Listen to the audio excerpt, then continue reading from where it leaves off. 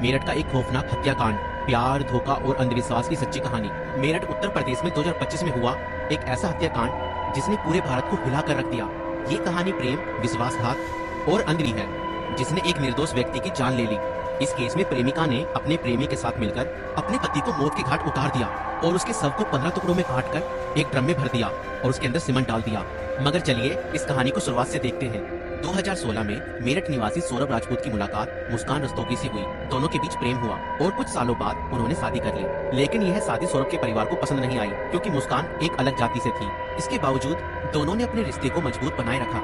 Saurabh merchant navy में job करते थे और लंदन चले गए, जबकि मुस्कान अपनी बेटी के साथ मेरठ में रहने लगी। इस दौरान उनकी जिंदगी में एक तीसरा व्यक्ति साहिल शुक्ला आया, जो मुस्कान को पहले से ही जानता था।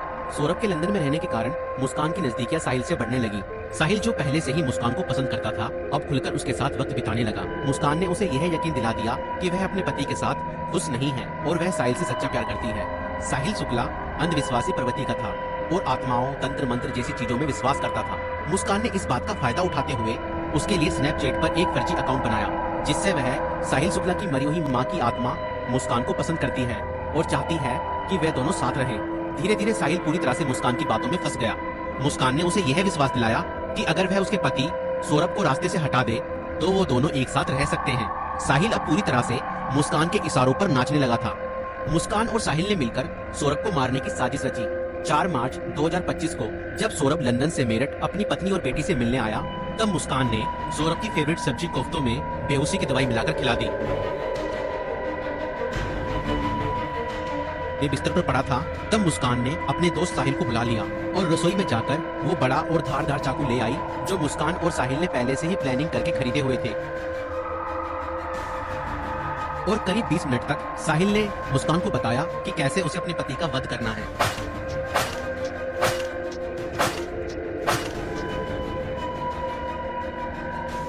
और फिर उसके बाद मुस्कान और साहिल ने सोते हुए सौरभ पर हमला किया और उसके हृदय पर 3 बार वार किए।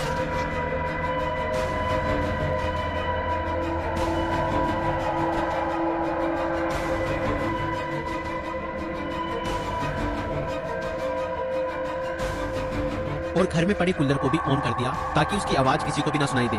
जब उन्होंने सौरभ को खत्म कर दिया, उसके बाद वह उसकी बॉडी को बाथरूम में ले गए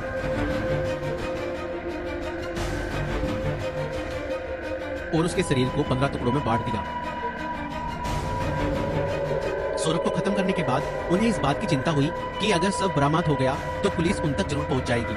इसलिए उन्होंने सबको ठिकाने लगाने की योजना बनाई और मुस्कान बाजार जाकर एक प्लास्टिक का ड्रम खरीद लाई। और मुस्कान और साहिल ने सौरभ के शव के टुकड़ों को उस प्लास्टिक ड्रम में डाल दिया और ऊपर से सीमेंट भी डाल दिया ताकि उसकी बॉडी की स्मेल बाहर ना जाए। और उसके बाद उन्होंने उस ड्रम को घर के कोने में रख दिया।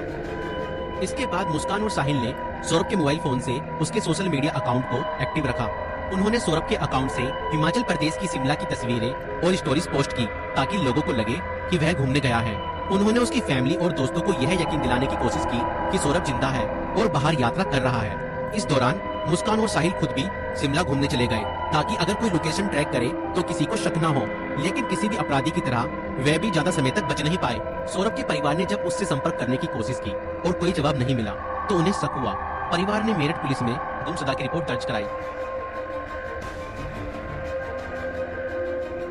और इसी बीच मुस्कान ने अपने माता पिता को बताया कि शायद सौरभ का मर्डर हुआ है और उसके घर वालों ने ही उसका मर्डर किया है। मगर मुस्कान के पिता ने कहा, नहीं बेटा, किसी के भी घर वाले कितना ही नाराज हो जाएं तो भी ऐसा कदम अपने बेटे के लिए नहीं उठा सकते।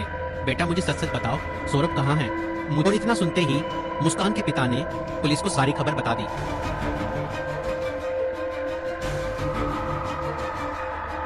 और पुलिस ने तुरंत मुस्कान और साहिल को गिरफ्तार किया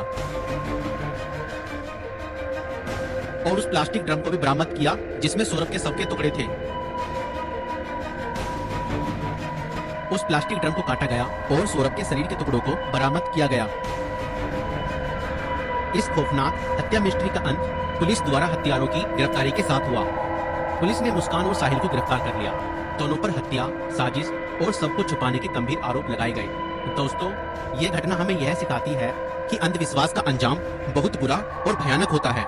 साहिल ने अपनी मां की आत्मा के नाम पर बनाए गए एक फर्जी अकाउंट पर भरोसा किया और हत्या जैसा अपराध कर दिया। और गलत संबंध और रिश्तों का अंजाम बहुत बुरा ही होता है। मुस्का सकता। चाहे अपराध कितना भी चालाकी से किया जाए, पुलिस की जांच और सबूतों के आधार पर अपराधी पकड़े ही जाते हैं। इसलिए रिश्ते सोच समझ कर बनाएं और जीवन साथी चुनने से पहले सामने वाला मानसिक रूप से कैसा व्यक्ति है यह जानने की कोशिश करें। साथी चुनते समय सूरत पर नहीं, सीरत पर ध्यान दें। इस वीडियो को बनाने का उद्देश्य संसार में बढ़ रही बुराइयों से अवगत कराना है। दोस्तों, आपकी इस वीडियो को लेकर क्या राय है हमें कमेंट्स में जरूर बताएं और ऐसी और वीडियो देखने के लिए हमारे YouTube चैनल को सब्सक्राइब जरूर करें।